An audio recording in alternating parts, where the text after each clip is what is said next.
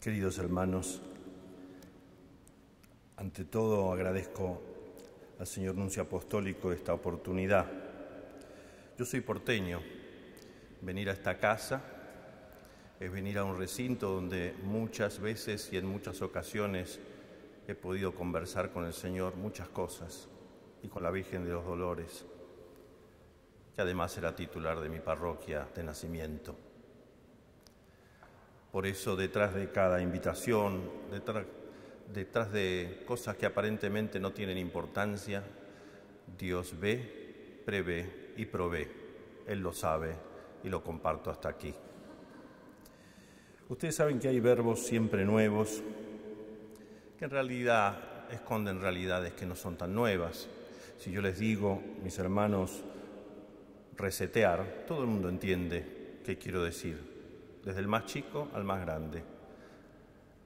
O reconfigurar, o recalcular. Son expresiones que significan cosas no tan nuevas. Es como una invitación a volver a situarse, volver a empezar, porque quizá las cosas no están bien. Entonces hay que resetear, reconfigurar, recalcular. De hecho, la palabra religión es una palabra también que esconde sentidos diversos y análogos, como para un Cicerón releer la vida, y es una buena oportunidad hoy. Para pensadores cristianos como Lactancio, volver a ligar y a unir lo que quizá está suelto. Y para el grande Agustín, volver a elegir, reelegir. Releer, religar, reelegir.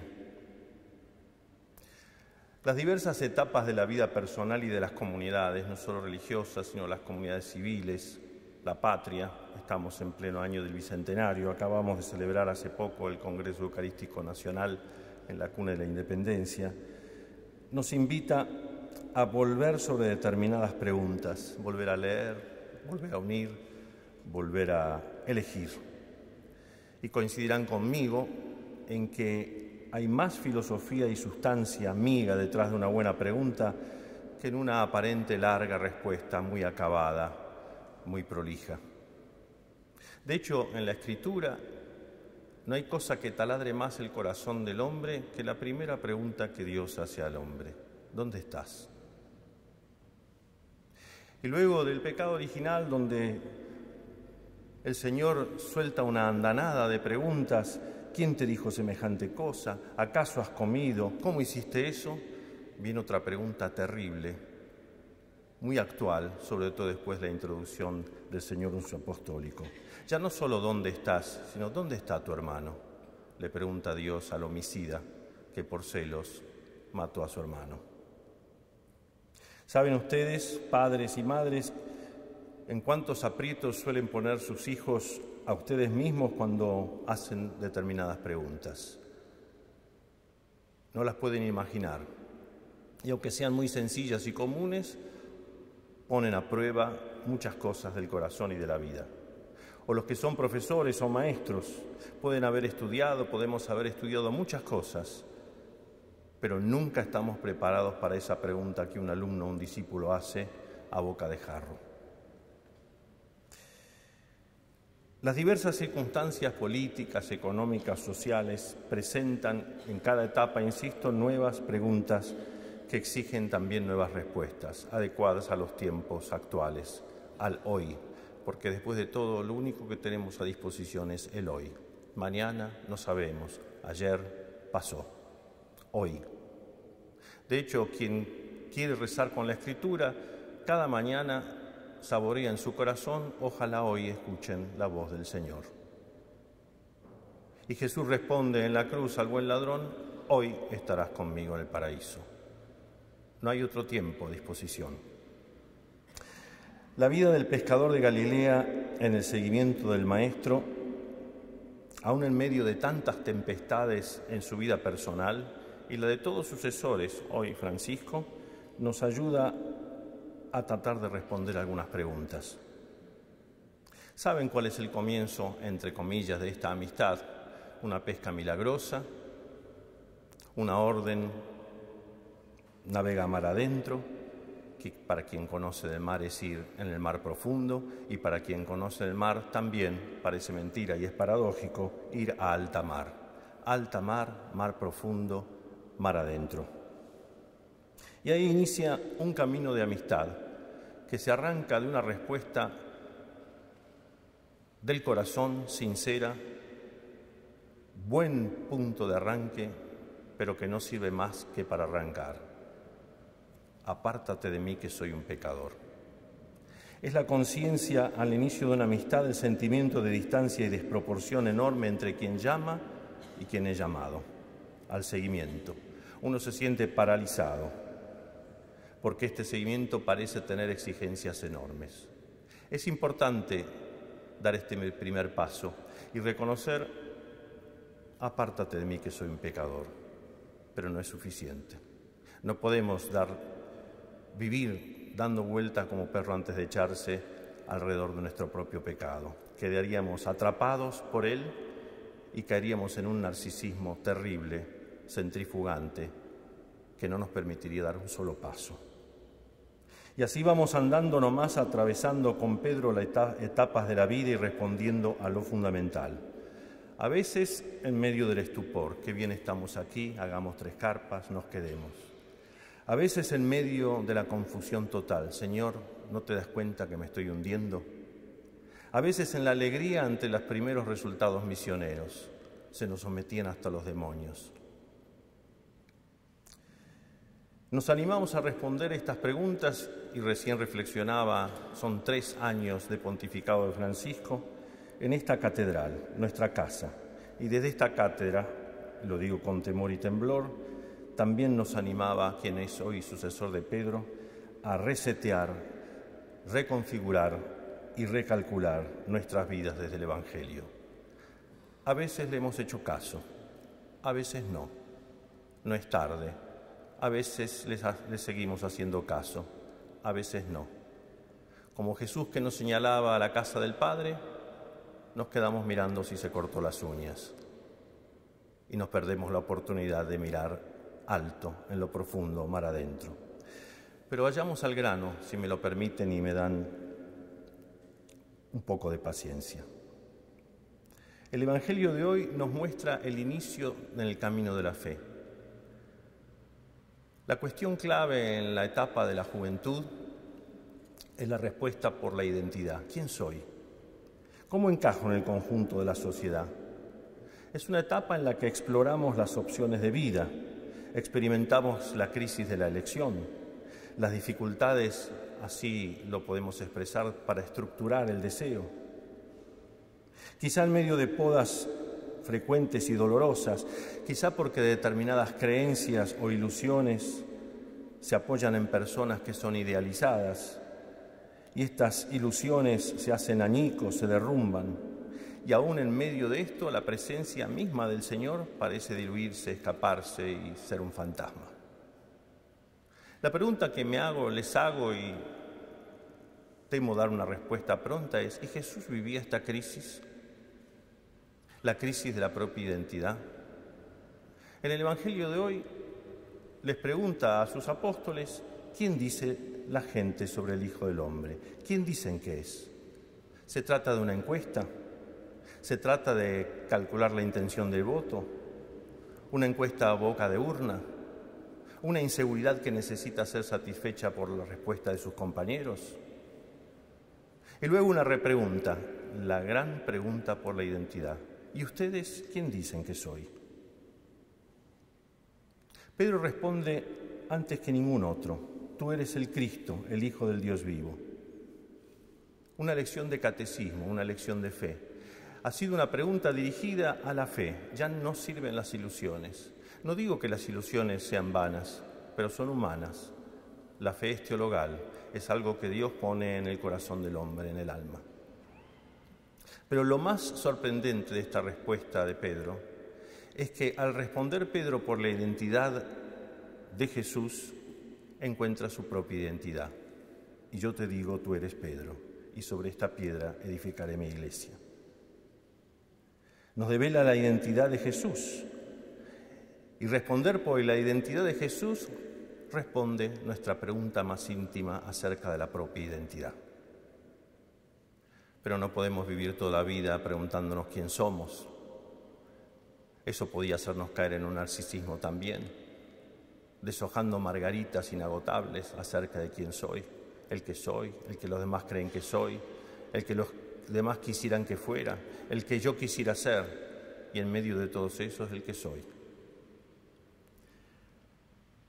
Llega un momento en la vida, quizás el momento de la madurez, donde uno alimenta el deseo de comprometerse, de pertenecer. Ya seguros acerca de quiénes somos, podemos arriesgar la cercanía con algún otro. No me refiero al encaprichamiento, al mero metejón, sino el arriesgar la amistad verdadera.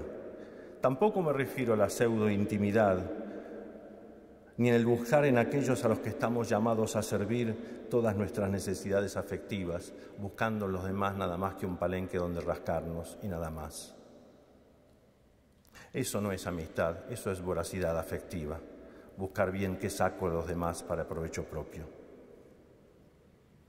Llega un momento donde las expectativas son fugaces y vanas. Respecto a la vida presente, solo hay deberes funcionales, momentáneos. La esperanza va más allá, es para la otra vida. Y Jesús habrá experimentado esta crisis de la pregunta por la intimidad. ¿Con quién quiero vivir? Luego de la multiplicación de los panes, Jesús ha alimentado nada más y nada menos que 6.000 personas. Hoy sería un candidato bárbaro que en un rato alimente 6.000 personas, sin contar mujeres y niños. De hecho, era un gran candidato, lo querían hacer rey y lo buscaban para eso. Jesús no queda atrapado en este signo, sino que despliega el significado de ese signo. Terrible, carne entregada, sangre derramada. Y muchos dejan de seguirlo, porque es duro de entender este lenguaje. ¿Quién puede escucharlo? Desde ese momento, anota el evangelista San Juan, muchos de sus discípulos se alejaron de él y dejaron de acompañarlo. Y ahí viene la pregunta terrible de la intimidad. Jesús se dirige al grupo más estrecho y les pregunta: ¿también ustedes quieren irse? ¿Es inseguridad? Pedro, en nombre de todos, responde: Señor, ¿a quién iremos? Tú tienes palabras de vida eterna. Y hoy se nos pregunta, y el sucesor de Pedro nos pregunta, ¿qué es lo que nos retiene? ¿Qué nos retiene aquí? ¿Algo? ¿Alguien? Si uno es alguien, difícilmente algo pueda llenar la sed que embarga nuestro corazón. Es hasta una verdad metafísica. Si yo soy alguien, no puedo estar hecho ante, bajo, cara, con, contra, desde, hacia, para, por, según, sin, sos, sobre, tras, algo. Es una desproporción metafísica, ni siquiera de fe. ¿Ustedes también quieren irse? Esta es la gran intuición de San Pablo, a quien también celebramos en el Día del Papa, fiel seguidor de la ley, como expresión cabal de la voluntad de Dios, expresada en 10 mandamientos, 365 preceptos negativos, 248 preceptos positivos. El templo, el sábado, la observancia, la tradición, la herencia, las promesas. Pero el encuentro personal con Jesús le hará gritar a 4 vientos: Él es nuestra esperanza, Él es nuestra paz. Y ya no vivo yo, sino es Cristo quien vive en mí. La vida que sigo viviendo en la carne la vivo en la fe en el Hijo de Dios que me amó y se entregó por mí. Cristo, entre ustedes, la esperanza de la gloria. ¿Quién podrá separarnos entonces del amor de Cristo? Nada ni nadie, ni lo alto, ni lo bajo, ni la enfermedad, ni la espada podrá separarnos del amor de Cristo. Y se va la tercera, la última. Viene la hora de Jesús, que también es la hora de Pedro, y lo será la de Pablo, como hoy expresa en la lectura que leímos. Estoy a punto de ser derramado, he luchado buen combate, conservé la fe. El lavatorio de los pies nos enseña la memoria del servicio. La entrega de un cuerpo y la sangre que se derrama, la memoria ritual sacerdotal. Una va a la asidera de la otra. Esa es la vida cristiana. La memoria del sacramento, la memoria del servicio. Y en Pedro una pregunta que le taladra su corazón como a nosotros tantas veces. ¿Por qué no puedo seguirte ahora? Esta respuesta la encontrará trenzada con promesas de cárcel y muerte. Si es necesario, iré a la cárcel. Si es necesario, moriré. Si es necesario, iré a la cruz. Pedro, dormido después, no encuentra el modo de responder. Dormirnos en la relación íntima con Jesús significa pecar de temeridad, espada, revancha, resentimiento, rencor o cobardía, huida y negación, que se hace llorar amargo. Lloró amargamente. Y me refería, y vamos aterrizando a la tercera y definitiva. Con la juventud viene la pregunta de la identidad, con la madurez y el deseo de pertenencia y de intimidad, la pregunta por la esperanza. Llega un momento donde nos preguntamos, ¿a quién entrego mi vida?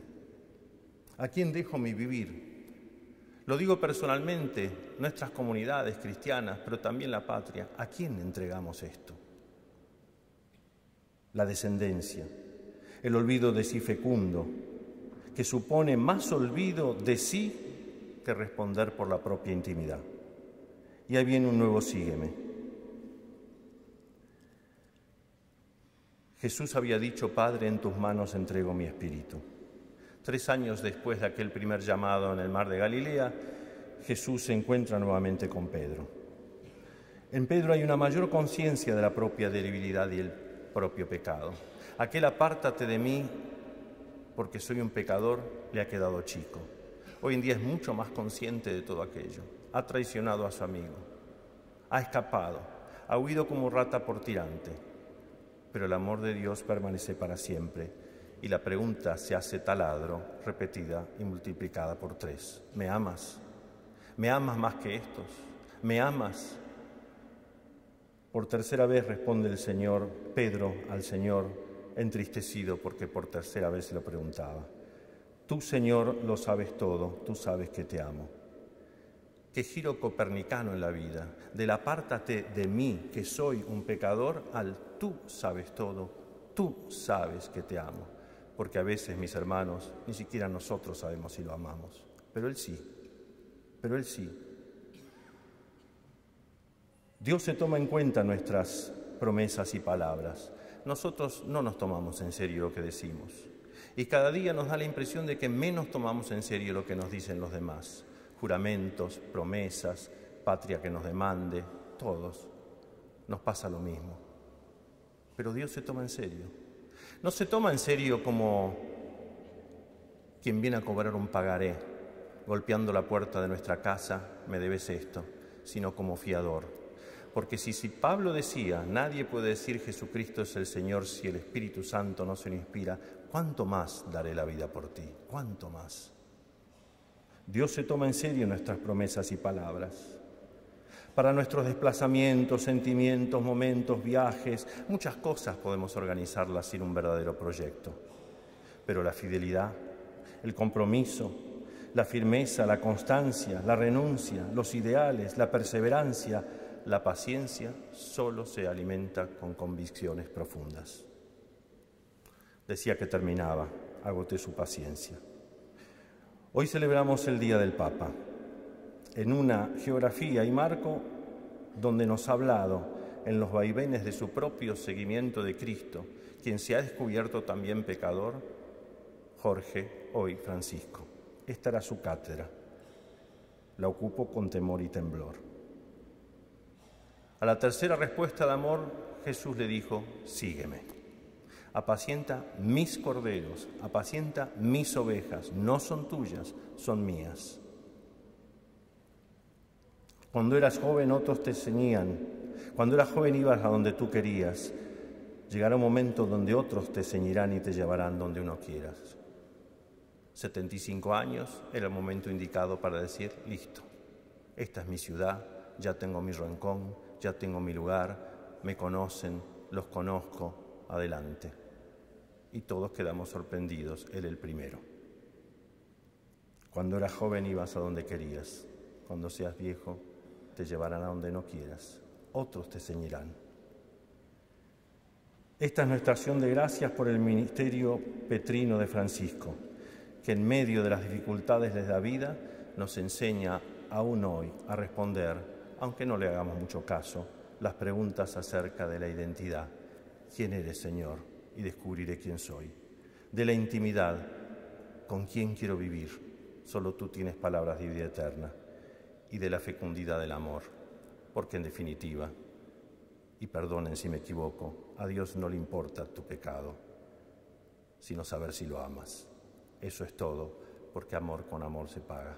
Feliz día del Papa, recemos por Francisco, carne de nuestra carne, hueso de nuestros huesos, sangre de nuestra sangre, ciudadano de nuestra ciudad, que nos sigue señalando el cielo y a veces nos quedamos entretenidos para ver si se cortó las uñas.